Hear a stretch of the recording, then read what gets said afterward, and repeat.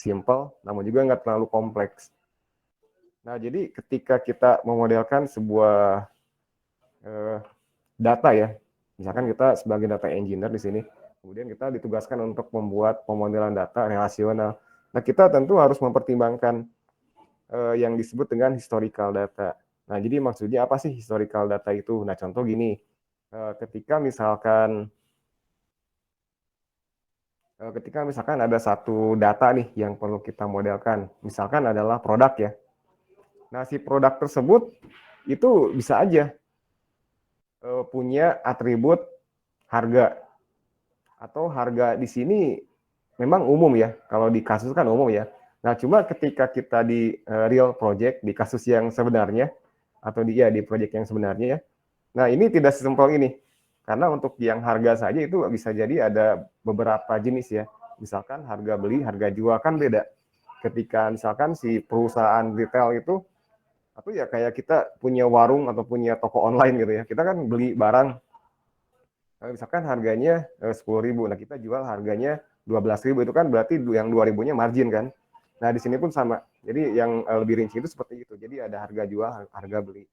Nah kemudian yang lebih rinci lagi, itu ternyata si yang namanya harga itu kan fluktuatif ya, jadi artinya bisa saja harganya itu berubah untuk sekian waktu. Contoh misalkan ya tentu ya, kalau satu produk yang sangat populer misalkan Indomie, ya tentu beda ketika harga saat kita masih SD dengan sekarang udah jadi mahasiswa, pasti beda harganya kan. Jadi ada kenaikan, penurunan, nah seperti itu.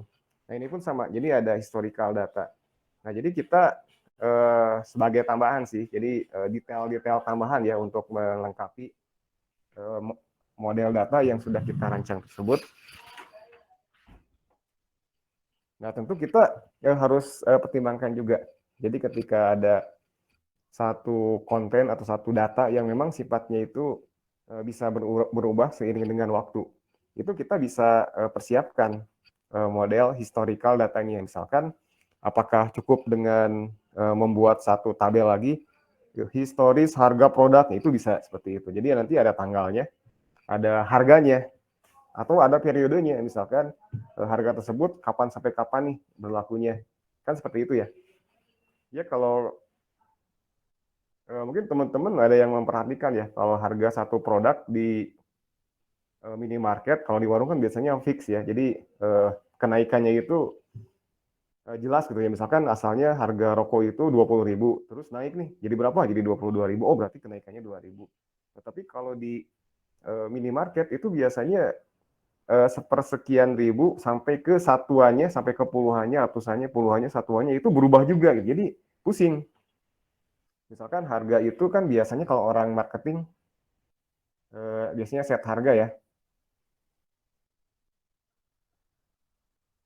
Misalkan harganya itu 100.000 atau harganya itu misalkan 100.000.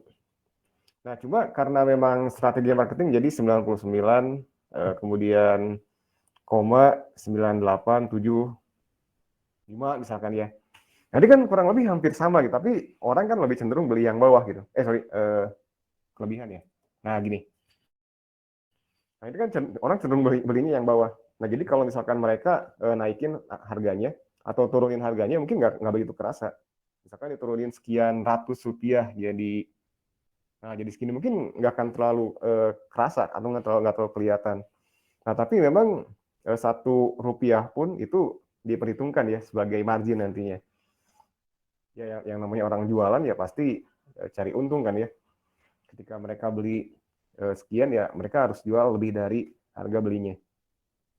Kalau yang jahat mungkin sekarang ada barang yang langka ditimbun gitu ya, sampai dengan harganya naik baru dijual, itu agak apa ya? Ya mungkin agak jahat sih kalau saya bilang. Nah, terus yang berikutnya mengenai apa lagi nih? Detail-detail yang lainnya itu teknisnya. Nah, secara teknis itu di sini ada beberapa contoh ya.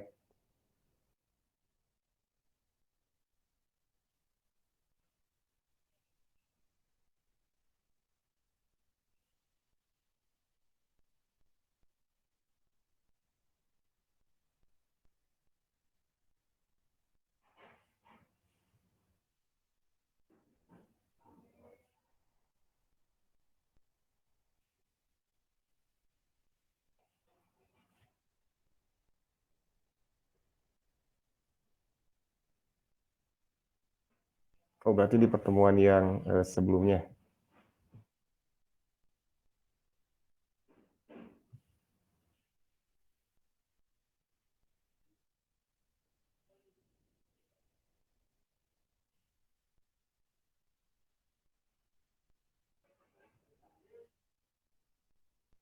Nah, oke. Mudah-mudahan standby semuanya dan bisa melihat juga yang saya tampilkan sekarang ya. Nah, jadi ini merupakan eh, potongan kecil ya dari satu buah notasi ERD. Ini sih kelihatannya mengenai jual beli atau sales gitu lah ya. Di sini ada order line ya. Kemudian ada produknya juga. Ini nggak lengkap ya. Jadi ini maksudnya masih ada sih titik-titik apa namanya, garisnya ini nyambung ya. Nah seperti ini lengkapnya.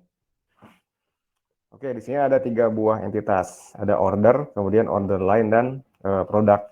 Jadi order line itu boleh jadi apa ya, tabel order produk gitu. Jadi artinya seperti yang pernah kita bahas juga saya kira. Jadi ketika ada satu transaksi, satu orang datang ke minimarket, ya dia bisa beli satu atau lebih produk kan di sana kan. Misalkan produk yang dibelinya itu ada rokok yang spesifik, misalkan rokoknya Imail gitu ya. Kemudian beli mie goreng dan Aqua, Indomie goreng dan Aqua, misalkan Aqua yang botol besar. Nah, kemudian berarti kan di sana kita bisa tahu kalau satu transaksi itu, satu order itu bisa banyak produk. Kemudian produk yang sama, misalkan Aqua botol ukuran besar, itu kan bisa dibeli sama orang lain juga. Nah, artinya satu produk ini bisa diorder lebih dari satu juga, lebih dari satu order juga, bisa dipesan atau dibeli lebih dari satu order juga. Nah, berarti ini kan relasinya banyak ke banyak ya. Nah, kemudian dalam hal ini si data engineer di sini mungkin satu frekuensi dengan saya. Jadi dia nggak suka banyak ke banyak, jadi dia langsung aja inisiatif bikin satu entitas yang namanya order line, yang mana satu order banyak order line.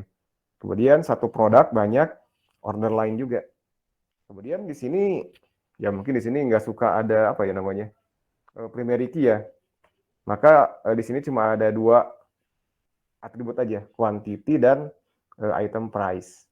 Oke, di sini ada item price. Kemudian di produk juga ada item price. Oke, kira-kira ada yang bisa berpendapat apa yang salah dengan diagram tersebut? Atau sudah benar? Atau ada yang salah? Coba siapa kira-kira yang bisa atau yang mau? Oh, Hilman, boleh Hilman.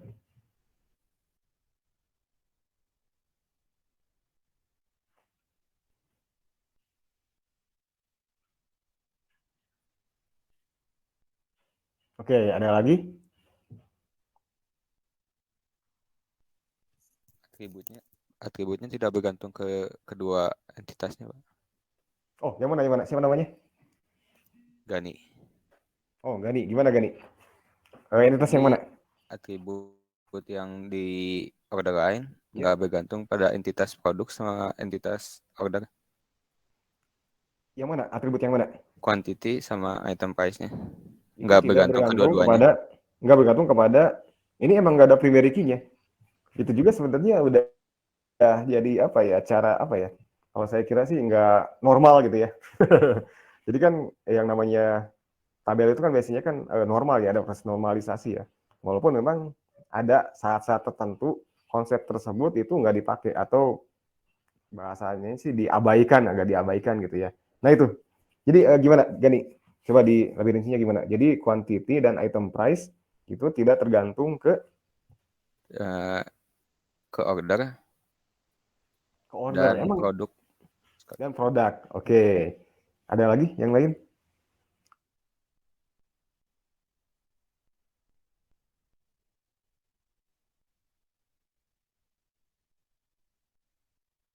Oh, sepertinya nggak ada ya. Nah, kita coba bahas nih. Kita coba diskusi ya. Jadi nanti ya boleh ya berpendapat ya. Atau misalkan nanti beda pendapat atau beda pemikiran itu saya kira hal yang wajar ya. Nah, cuma gini, untuk dalam kasus ini kan kita tujuannya itu kan mencatat data order ya di sini ya. Jadi ada satu order, kemudian ada tanggalnya. Oke, kemudian yang di order itu apa aja sih? Misalkan produk A, produk B, dan produk C. Masing-masing ada quantity dan item price-nya di sini. Nah, di sini ada item price, di sini juga ada item price. Nah, kira-kira maksudnya apa seperti itu? Nah, sekarang kita coba uraikan sedikit ya mengenai hal ini ya. Di sini kan order nih.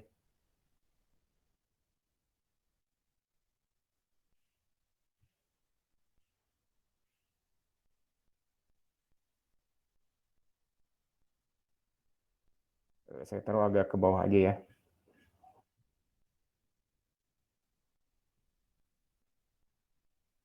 Nah, biar lebih jelas, kita bikin aja tabelnya. Jadi biar kelihatan, oh seperti itu rupanya. Oh demikian, oh seperti itu. Memang cara yang paling gampang itu ya kita isi datanya ya dengan data dummy. Nanti ketahuan, oh ini ternyata miss-nya di mana. Seharusnya gimana perbaikannya, gimana itu nanti bisa ketahuan. Oh sorry, ini di atas ya nama tabelnya. Oke, ceritanya ini kita sudah membuat representasi tabel ya dari diagram yang tadi. Kemudian di order line ini karena memang order line itu kardinalitasnya itu banyak ya untuk relasi dengan order dan juga untuk relasi dengan produk. Nah, maka secara otomatis dia akan kedatangan FK, yaitu order ID dan juga produk ID. Nah, ini kita bisa set sebagai FK ya.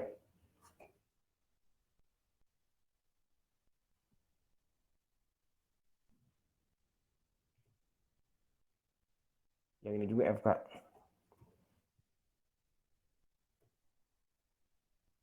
Memang sih ini agak nggak ideal ya.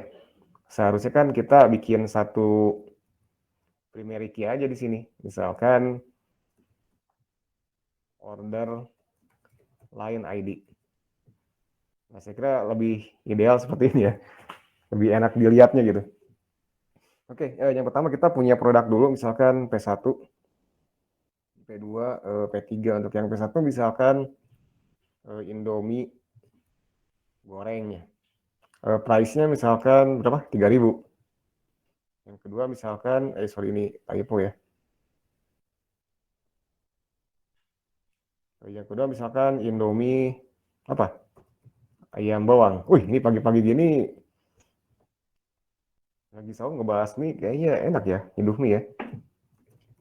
Indomie apa? Soto 3.000. Oke, kita punya 3 produk ini, cerita aja. Ini beda ya dari kasus yang detail kita, ini beda. Ini contoh yang tadi, saya cuma modelkan sedikit aja. Oke, ceritanya ada seseorang nih, hari ini, tanggal berapa sekarang? 12, Pak. 11 ya? Oke, 11. 11 April lah ya. Nah, dia belinya apa aja? Misalkan, untuk yang satu dia beli P1. Kemudian kuantitasnya 2. Oke, di sini ada item price. Item price di sini kira-kira gimana nih pemahamannya? Apakah item price ini memang seharusnya ada di order line atau ada di produk? Nah, kita coba simulasikan yang pertama dulu ya. Jadi kondisinya seperti ini. Jadi si item price-nya ada di order line. Berarti di sini 3.000. Oke ya. Terus ada transaksi yang kedua. Sorry. Oh, 2 ya. Misalkan tanggal yang sama. Ini orangnya beda nih. Di sini berarti 2 ya. Kemudian dia beli sama juga produknya, Indomie goreng juga. Kuantitasnya 1, harganya 3.000.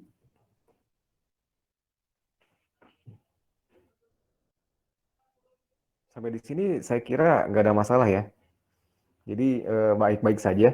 Kalau misalkan saya tanya, uang yang didapat sama kasir berapa? Kira-kira jawabannya apa?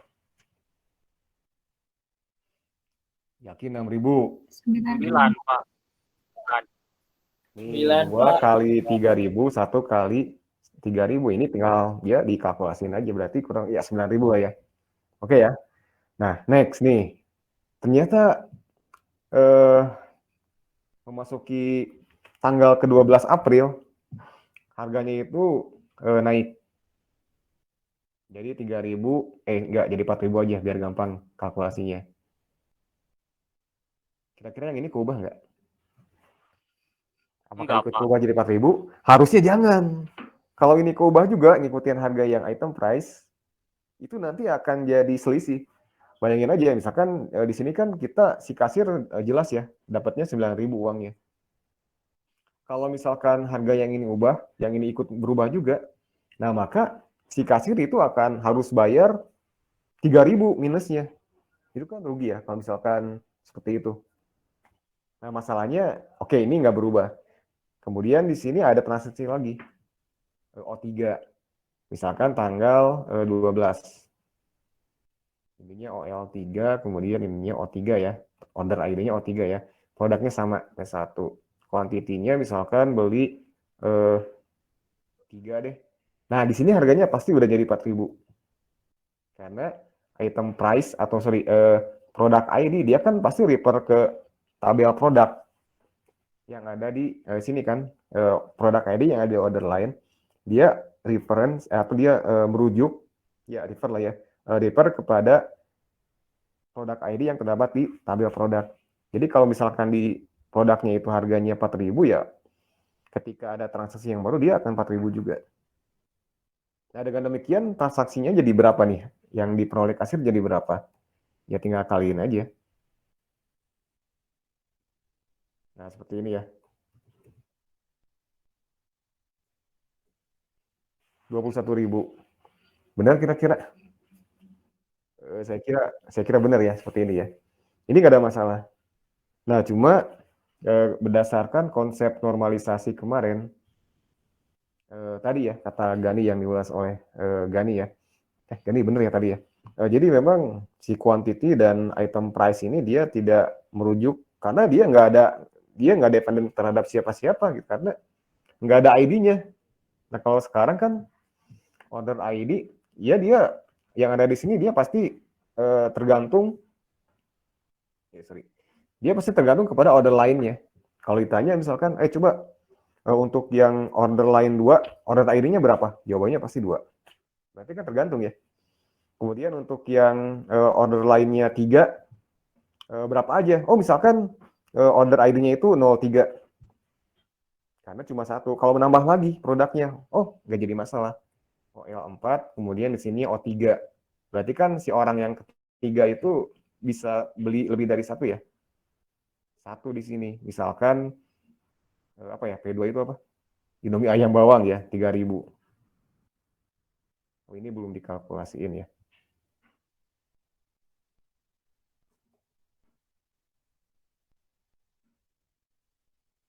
Nah, jadi total yang diperoleh kasir itu 24.000. Jadi untuk yang order ID, dia pasti merujuk kepada order line ID. Untuk yang ada di sini ya. Kalau di order sih saya kira ini nggak masalah ya. Ya jelas ya kalau misalkan O1 itu tanggal berapa sih? Ya tanggal 11. O2 itu tanggal berapa sih? Tanggal 11 juga. Tanggal 12 April dia tergantung kepada O3 ya tentu. Seperti itu. Untuk yang produk juga sama. Untuk yang P3 harganya berapa? Ya jelas ini harganya 3.000. Nah, kemudian produk ID. Nah, untuk produk ID ini agak beda nih, karena kan relasinya 1 ke banyak ya. Nah, jadi ketika ditanya misalkan untuk yang order 3, belanjaannya apa aja? Jawabannya adalah OL3 dan OL4, itu order lainnya. Produknya apa aja? P1 dan P2. Kuantitinya, nah ini. Bisa dilihat di sini. Oke, ini skenario yang pertama ya. Kemudian skenario yang kedua. Kita buat skenario yang kedua itu di mana kita penuhi konsep normalisasi. Kalau yang atas kan nggak pakai normalisasi ya. Nah kalau yang bawah ini kita gunakan konsep normalisasi. Nah berarti di sini nggak ada item price.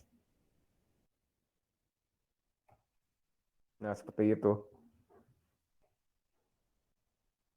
Oke, kalau kita ulangi transaksinya. Misalkan yang tadi harganya 3.000 ya. Kondisi awal kan seperti ini. Sebelum ada order yang ketiga. Order yang ketiga ini belum ada.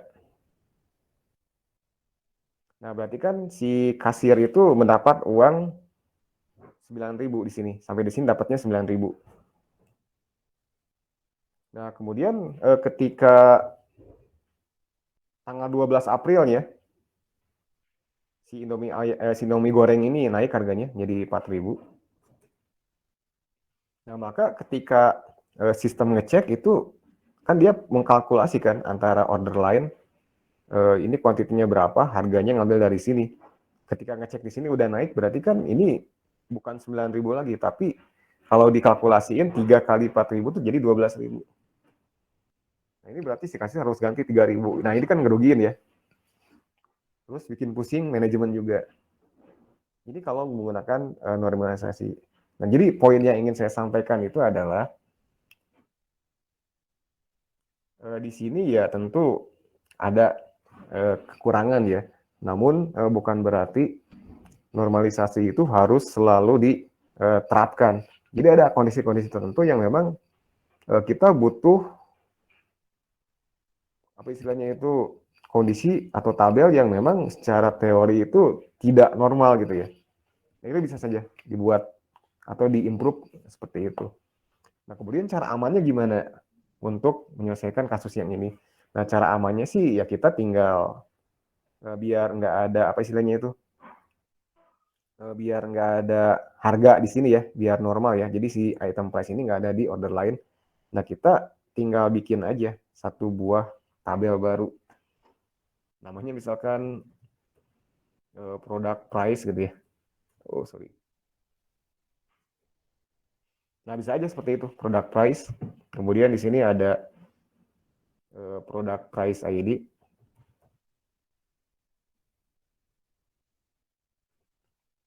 Misalkan seperti ini ya, untuk primary key-nya ya.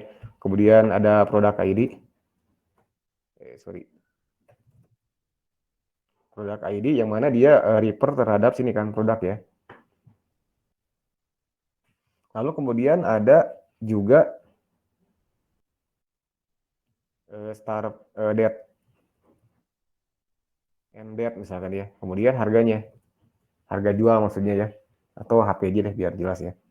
Harga pokok penjualan. Jadi PP1 produk ID-nya itu P1 ya. Start date-nya misalkan 1 April sampai dengan 11 April ya tadi ya. Harganya misalkan 3.000. Sorry. Kemudian untuk yang PP2 produknya sama. Mulanya itu 12 April. APR 12. Kemudian selesainya misalkan sampai tanggal 20 April. Harganya 4.000. Nah, kalau gini kan lebih aman ya. Jadi ini normal ya, normal. Cuma kita harus ada import khusus untuk menjemput atau untuk merefer price ya. Berarti di sini kan ada kardinalitas juga ya antara produk dengan produk price itu ada relasinya. Apakah satu ke banyak atau misalkan banyak ke banyak? Kalau dari sini jelas ya. Jadi satu produk itu banyak produk price karena di sini ada FK nih. Oh, ini belum tambah ini FK-nya ya.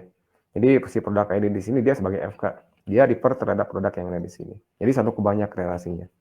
Kalau misalkan suatu saat atau ya beberapa hari kemudian ganti lagi harganya, ya tinggal nambah di sini di product price ini. Jadi ketika di programmingnya nanti atau di API-nya, ketika ada transaksi untuk satu produk tertentu, yang di refer itu bukan item price yang di sini. Jadi ini bisa hilang juga. Tapi item price yang ada di product price ini. Jadi udah ada waktunya. Kemudian nanti minta parameter juga nih. Ini transaksinya tanggal berapa? Misalkan ada satu transaksi lagi deh. Contoh ya. 03. Oh, sorry, O3. Ini tanggal 12. Nah, kemudian di sini si customer tersebut dia membeli satu buah produk P1. Nah, maka ketika dia mencari harganya itu akan merujuk kepada tabel produk ya tentu ya. Oh, namanya Indomie goreng. Kemudian yang berikutnya tanggalnya berapa nih? Tanggal 12. Nah, berarti kan dicari nih yang masuk tanggal 12 ya periode yang mana? Apakah yang PP1 atau PP2? Jawabannya kan PP2 ya, harganya 4.000. Oke, di sini berapa piece nih? Misalkan beli 3. Nah, ini insya Allah aman. Kalau demikian insya Allah aman. Jadi ketika ada kalkulasi, ini tanggal berapa dulu nih? Oh, ini tanggal 11 transaksinya. Berarti harganya 3.000. Ini juga 3.000. Nah, yang ini 4.000. Kalau dijumlahin berapa nih? Ya tinggal kaliin aja lah ya. Nah, totalnya berapa nih? Nah, totalnya ini sebesar 21.000. Sama seperti yang kasus yang di atas ya. Ini 24.000 ya? Oh, ini ada produk P2-nya. Ada P2-nya ya. Nah, gitu ya kurang lebih ya. Jadi ada skenario-nya itu terserah Anda, tergantung. Jadi benar-benar apa ya? Jadi all yours gitu. Jadi semuanya tergantung kita, tergantung data engineer-nya seperti apa. Jadi kalau data engineer-nya sangat-sangat detail ya mungkin akan membuat seperti ini. Kalau sangat-sangat simple mungkin melanggar normalisasi gitu ya. Kalau misalkan belum berpengalaman mungkin agak ketika production itu akan sedikit kerepotan juga untuk penambahan data yang udah ada itu lebih sulit daripada develop dari awal. Kemudian tadi yang pertama itu siapa ya? Hilman ya. Jadi kenapa nggak ada item description di order line? Ya karena memang untuk yang order line dia kan punya relasi ya dengan produk ya seperti yang ada di gambar ini. Nah dari sini order line itu dia kardinalitasnya banyak. Kemudian untuk yang produk itu satu. Nah maka untuk menghubungkannya itu kan menggunakan FK ya, yang mana si produk ID itu dia akan bertamu ke order line sebagai FK. Nah, jadinya seperti yang ada di sini nih. Nah, ini di order line ada produk ID, dia sebagai FK. Nah, maka untuk nyari item deskripsinya seperti apa, ya kita tinggal rujuk aja. Jadi ketika misalkan di order line ada P1 nih, produk ID kan dia refer terhadap tabel produk, kemudian atributnya itu adalah produk ID. Nah, ini P1 nih. Kita tandai ya, misalkan merah ya. Kemudian di sini juga P1 nih, sama. Karena dia merujuk pada tabel produk. Item deskripsinya apa? Ya jawabannya ini, Indomie goreng. Untuk yang P1 ini sama juga sih. Kalau misalkan yang P2 misalkan ini. Nah, yang P2 juga sama, dia refernya ke tabel produk juga ke sini. Jadi deskripsinya berarti ke Indomie ayam bawang misalkan gitu ya. Oke, itu ya. Ini hal-hal yang detail ya, tambahan dari kurang lebih intisari dari materi yang ketujuh. Lalu yang lebih rinci lagi apa ya? Ini tinggal dibaca-baca aja sih. Jadi insya Allah ya untuk yang setelah UTS nanti kita lebih teknis lagi. Kita akan masuk, kita akan coba install, kemudian kita akses DBMS yang sejuta umat ya saya kira ya. Kita akan coba praktekkan itu ya DBMS ya. Untuk platformnya itu kita gunakan MySQL atau MariaDB. Jadi saya kira nggak perlu dijelaskan lebih rinci. Saya kira udah bisa sekalian nanti ya ketika praktikum ya di setelah UAS nanti. Kemudian yang berikutnya untuk bahasan berikutnya itu mengenai nah ini kasus yang biasa kita selesaikan di kelas praktikum ya. Nah jadi seperti biasa tiap pertemuannya ada kasus nih. Nah untuk kasus yang ketujuh ini saya bahas sekarang nih karena nanti untuk praktikumnya di hari Kamis nanti kita akan coba bahas mengenai UTS-nya, proyek UTS-nya, kasus UTS-nya. Nah, jadi ini bisa dibaca ya, silakan dicek aja di drive pertemuan yang ketujuh. Jadi di sini masih perusahaan retail yang sama. Jadi kalau kemarin kan kita sudah bahas ya, sangat-sangat, bukan sangat sih, ya saya kira cukup kompleks ya, walaupun yang real itu lebih kompleks dari ini. Dimulai dari produk, kemudian supplier, kemudian gerai, kemudian karyawan ya. Jadi kurang lebih ada beberapa step yang dikerjakan. Nah, berikutnya itu mengenai pengiriman barang. Nah, jadi ceritanya untuk pengiriman barang itu ya tentu ya ketika sebuah perusahaan sudah beroperasi, biasanya mereka kan butuh barang ya untuk perusahaan retail ya. Nah, biasanya yang melakukan pemesanan itu bagian logistik atau merchandising. Dia pesan ke supplier. Misalkan suppliernya ada nih. Suppliernya misalkan PT Indofood, kemudian produk yang dipesannya apa aja, misalkan sejenis mie, kemudian bumbu-bumbu yang kayak gitu ya biasanya ya. Nah kemudian setelah dipesan ke supplier, berarti kan pesannya nyampe ya, entah itu lewat email, entah itu lewat apa, intinya pesannya nyampe ke supplier. Nah kemudian si supplier pasti ngerespon, oh ini pesanan nih dari perusahaan retail kita. Nah mereka ngerespon, oh yaudah kirimin barangnya. Kemudian sama kita diterima. Nah seperti itu ya kurang lebih ya untuk proses pengiriman penerimaan tersebut. Nah, jadi paling nggak di sini kita butuh beberapa entitas yang baru. Nah jadi berdasarkan deskripsi yang ada di atas ya kita coba modelkan. Nah kalau di sini di kasus ini yang mengorder itu logistik ya. Jadi dia melakukan order kepada supplier. Berarti ada supplier yang ditujunya. Kemudian ada juga tanggal PO-nya. Itu umum lah ya. Kemudian ada rincian produk. Kemudian kuantitasnya itu hal-hal yang saya kira biasa ya. Ya udah kita coba aja buat. Jadi yang pertama itu kita butuh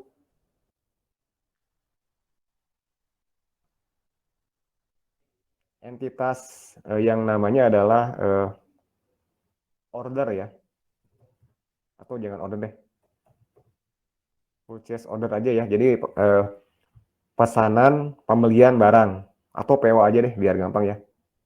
PO purchase order. Nah di sini berarti ada PO ID. Kemudian ada juga tanggal. Oke ya. Dan dia pasti berelasi ke supplier. Nah ke sini ke supplier. Karena di sini pasti melibatkan supplier. Kenapa? Karena ya tentu ya kita ngirim PO itu kan ke supplier. Nah kita bisa kasih relasi aja di sini. Relasinya itu saya kira 1/banyak. Jadi satu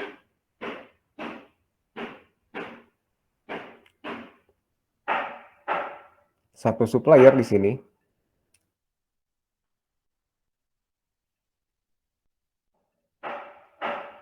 itu punya banyak order. Nah gitu ya. Satu supplier punya banyak order. Nah kemudian order yang diordernya itu apa sih? Ya tentu produk ya. Nah produk ada di sini. Nah maka kita juga perlu merelasikan antara produk dengan PO tersebut. Nah di sini ada ketentuan nih bahwa ya tentu ya ketika misalkan kita order satu barang, berikutnya kita bisa order barang yang sama. Kemudian kita juga mungkin aja bisa order barang tersebut di supplier yang beda. Nah maka ini banyak ke banyak. Nah untuk yang banyak ke banyak, ya ini terserah nih apakah mau pakai relasi banyak ke banyak. Kalau saya sih lebih pilih bikin entitas yang baru aja. Namanya adalah misalkan PO lain ya seperti yang tadi ya. PO lain, order lain ya itu kurang lebih sama lah ya maksudnya ya. Atau ada yang bilang juga PO detail gitu ya. Itu biasanya data engineer zaman now itu istilahnya master detail ya. Nah kalau di zaman now sih biasanya PO lain istilahnya seperti itu. Nah di sini berarti ada satu UID, PO line ID. Kemudian untuk atributnya itu biasanya kuantitas, KTY. KTY apa? KTY order. Oke ya. Kemudian apalagi nih? Berikutnya kita tinggal relasiin aja. Untuk yang PO lain, oh ini mohon maaf untuk yang produk ini biar kelihatan ya. Ini dianggapnya sama aja sih. Cuma saya taruh ke bawah ya. Jadi biar lebih kelihatan. Itu aja sih alasannya. Kalau di atas kan nggak kelihatan ya. Nah seperti ini. Jadi tinggal kita relasiin aja. Ini jelas ya satu produk itu banyak PO lainnya. Kemudian untuk yang ke suppliernya juga sama.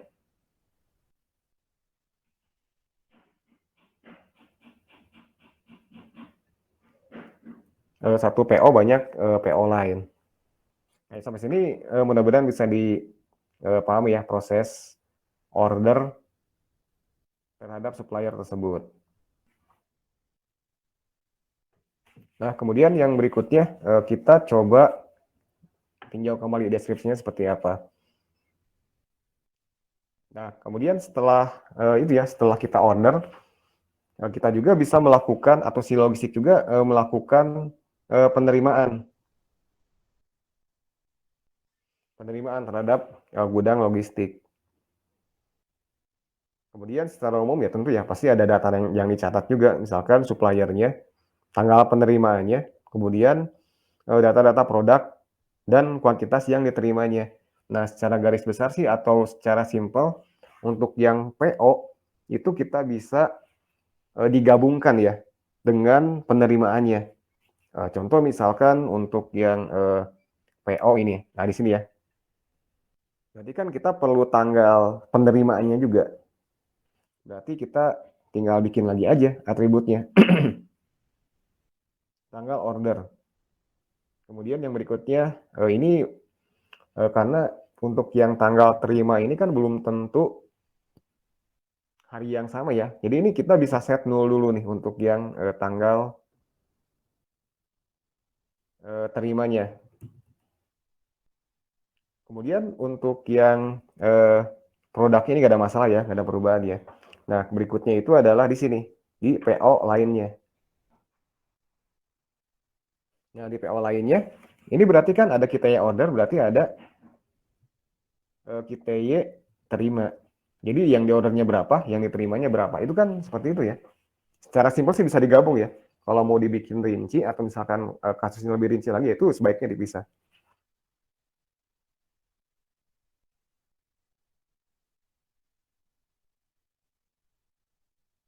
Nah, seperti itu ya untuk yang order dan juga penerimaannya. Kalau dengan kasus yang ada sih saya kira seperti ini bisa dipakai lah ya. Nah, permasalahan berikutnya itu adalah di harga. Nah, harganya seperti yang tadi dibahas ya, apakah di PO lain tersebut perlu ada harga belinya dari supplier. Kalau ada, diambilnya dari mana? Nah, itu tergantung. Ternyata di sini juga, di produknya juga ini nggak lengkap nih. Di produknya itu ternyata cuma ada harga secara umum. Apakah ini harga jual atau harga PO? Ini kan belum jelas ya. Ternyata ini ada yang perlu direvisi ya. Ada yang perlu ditambahkan. Misalkan ini kan ada harga ya. Karena si produk ini memang belum ada transaksinya, belum ada proses apa-apa. Kita masih ada kesempatan nih untuk merevisi. Jadi beratnya kalau kita miss, ini kita masih selamat nih, masih bisa perbaiki ya. Misalkan untuk yang harga ini kita ganti jadi harga beli atau HPP ya. Harga pokok penjualan. Kemudian ada juga di sini HPJ. Harga pokok penjualan. Jadi kalau HPP itu untuk digunakan untuk supplier. Kalau HPJ itu untuk customer. Atau mau dibikin rinci lagi seperti yang kasus yang tadi itu lebih bagus. Nah, kasus yang ini ya. Jadi dibuat tabel namanya product price gitu ya. Product price HPP, product price HPJ dan seperti itu. Itu lebih bagus. Bisa dibuat seperti ini. Lebih rinci lagi. Jadi ini balik lagi ke developernya masing-masing, ke data engineer-nya masing-masing. Seperti apa yang dibuatnya. Oke, kita coba modelkan aja ke bawah.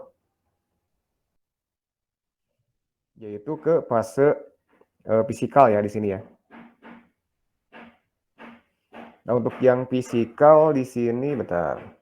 Ini produknya saya anggap sama aja ya. Harga HPP ya tadi ya, dan HPJ.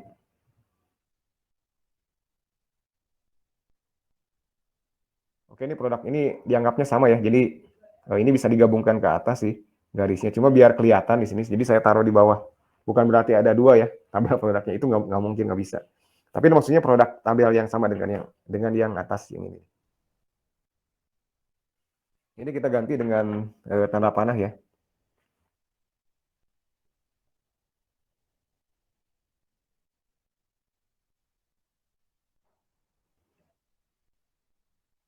Nah, kemudian di PO line ini kedatangan dua FK. Jadi yang pertama itu adalah produk ID, yang mana berasal dari tabel produk ya, dan yang kedua itu adalah PO ID, yang mana berasal dari tabel PO, sorry FK.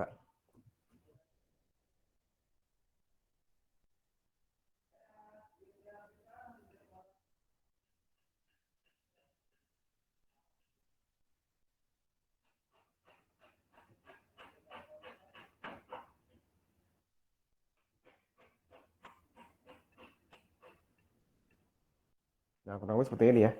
Lalu kemudian untuk pemodelannya atau representasi tabelnya seperti apa? Ya kita tinggal tambahkan aja untuk yang PO lainnya. Nah, di sini ya. Oh, sorry, ini zoom out dulu.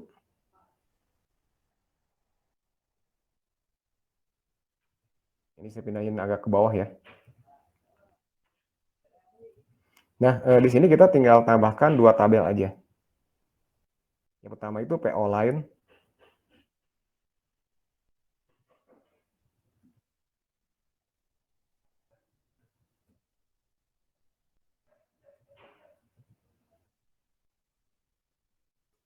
Ini PO ya, purchase order ya. Jadi master dan detailnya, PO dan PO line.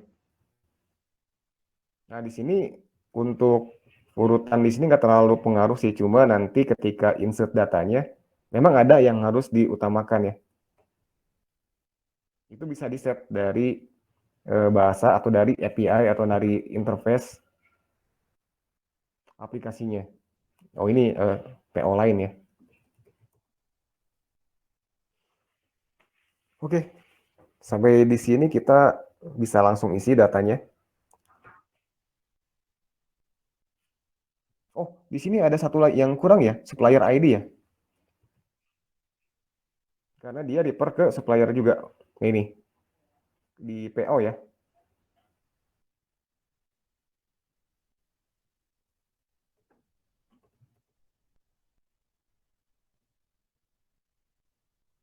Oh, ini kelewat satu ya. Kita tambahkan aja.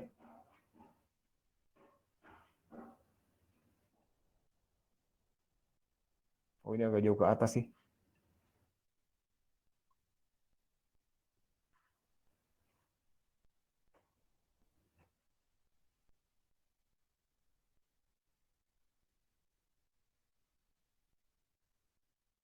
Nah, seperti ini kurang lebih.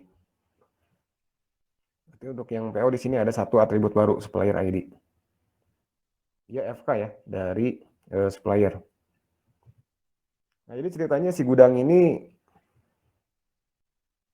dia melakukan PO. Misalkan P1 ya, atau PO1.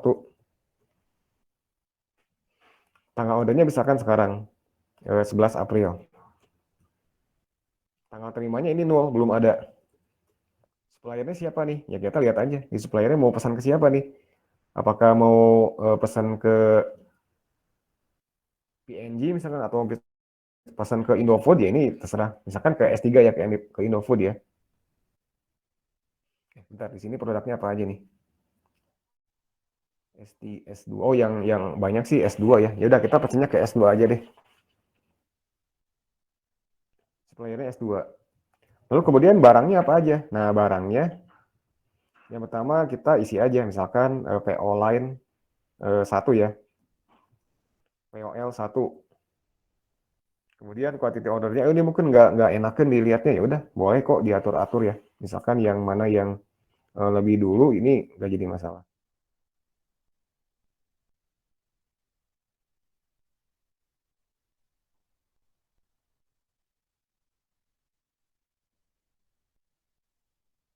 Kalau misalkan POL 1 ya untuk yang lain yang pertama.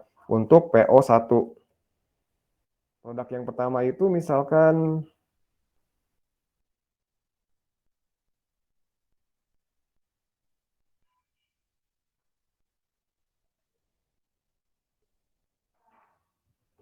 P1 P2 ya untuk yang produknya ya. Nah, misalkan produk yang pertama itu adalah ini ya, kopi kenangan misalkan ya, P1, P2 ya. Nah, ini tinggal diisi aja. P1 dia produk 1 ya. Kuantitinya berapa? Misalkan 10 piece.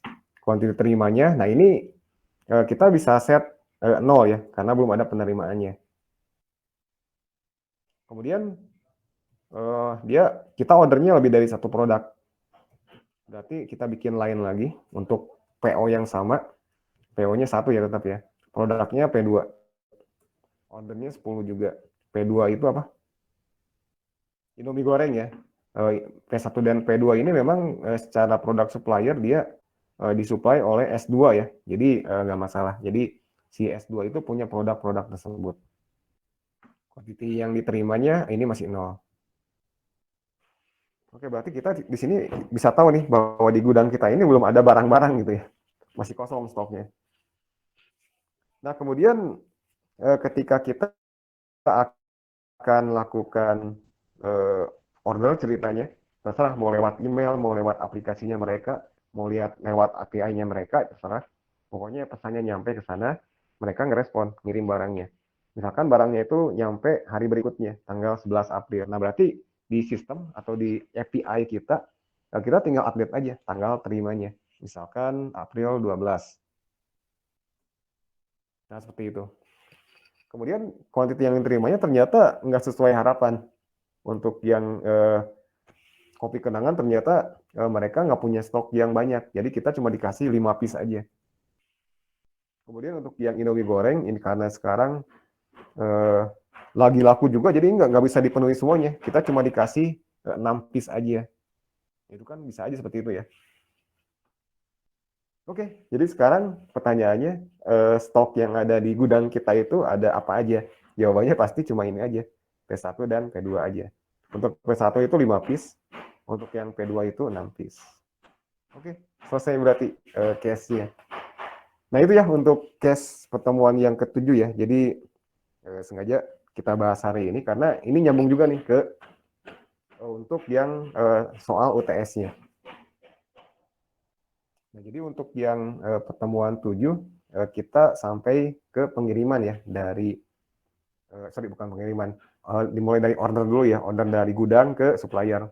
Kemudian supplier ngerespon, ngirim barang ke kita. Nah, sama kita dia terima.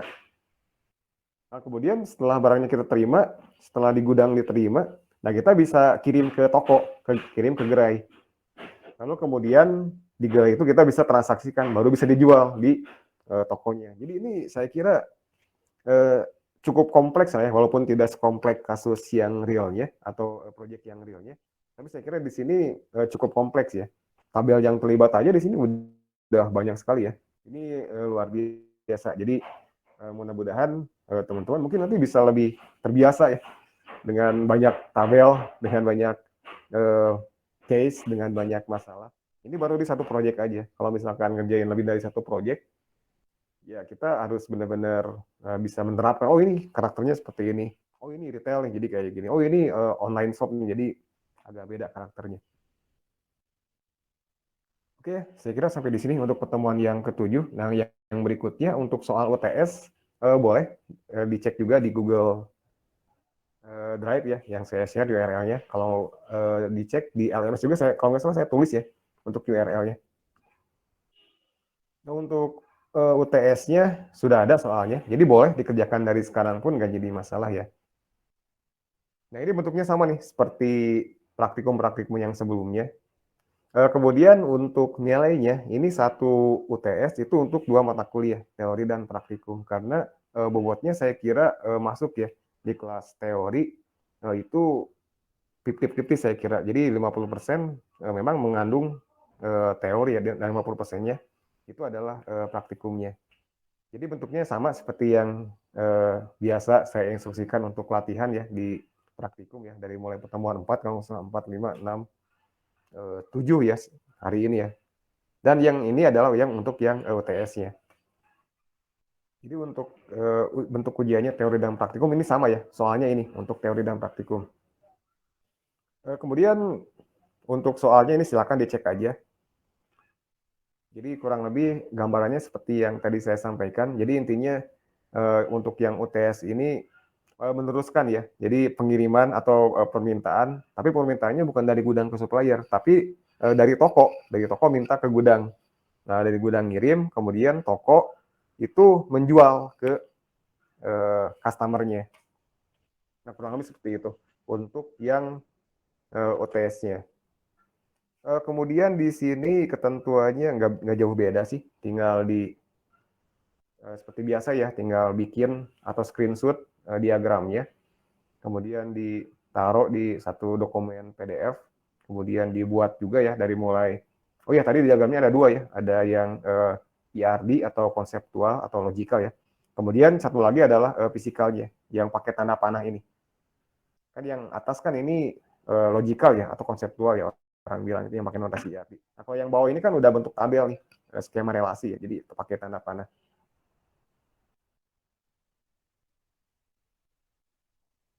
Kemudian paling telat itu deadline-nya agak lama sih, 23 April ya.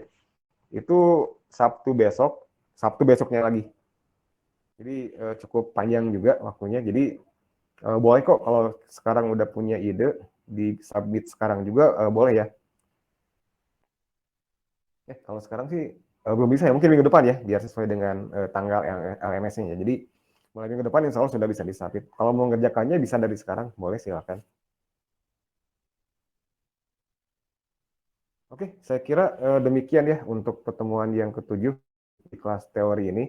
Kemudian nanti di kelas praktikum juga tentu kita coba bahas juga ya, paling tidak ya gambaran atau overview ya mengenai penyelesaian UTS-nya.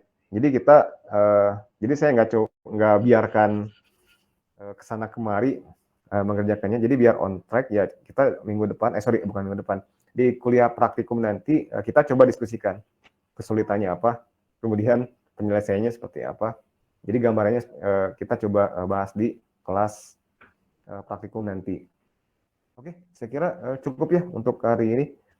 Kalau misalkan ada yang perlu didiskusikan, boleh silakan sekarang ditanyakan. Ini udah telat ya. Saya kasih waktu 1 menit deh untuk diskusi ya kalau ada. Kalau nggak ada ya kita bisa langsung close aja. Jadi silakan ya kalau misalkan UTS-nya belum jelas atau ada secara administratif mungkin belum fix juga. Kalau saya cek itu untuk salam berarti udah nggak ada perubahan harusnya ya karena sudah proses PKRS. Kalau saya cek memang dari kelengkapan submission itu sebagian besar sudah lengkap ya. Namun bagi teman-teman yang belum nih, mungkin sekarang bergabung, kemudian submission-nya belum lengkap, itu silakan dilengkapi dari mulai pertemuan awal sampai ketujuh ini, itu ada submission di tiap pertemuannya. Jadi silakan dicek aja LMS-nya. Untuk teori dan praktikum itu sama ya, submission-nya sama. Jadi saya kira nggak terlalu banyak yang dikerjakannya. Cuma memang tiap minggu ada progress, ada submission. Oke, sepertinya clear ya. Mudah-mudahan nggak ada kendala. Jadi ini boleh silakan langsung dikerjakan untuk UTS-nya. Cuma saya belum set untuk submission UTS ya. Insya Allah segera saya set ya, segera saya siapkan ya.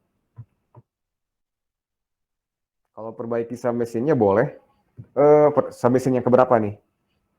Saya khawatir udah dinilai untuk yang sebelumnya. Jadi kalau mau perbaikan, coba kesempatannya itu ya di UTS atau enggak di pertemuan 7 sekarang.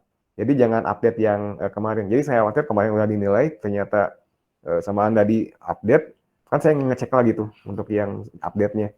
Jadi kalau mau perbaikan itu di semester 7, di pertemuan 7 aja yang sekarang, minggu sekarang ya. Jadi silakan, masih ada kesempatan untuk perbaiki. Oke, demikian untuk kelas teori ini. Insya Allah kita teruskan di kelas praktikum ya. Mudah-mudahan sudah ada bahan diskusi untuk UTS-nya. Demikian, wassalamualaikum warahmatullahi wabarakatuh.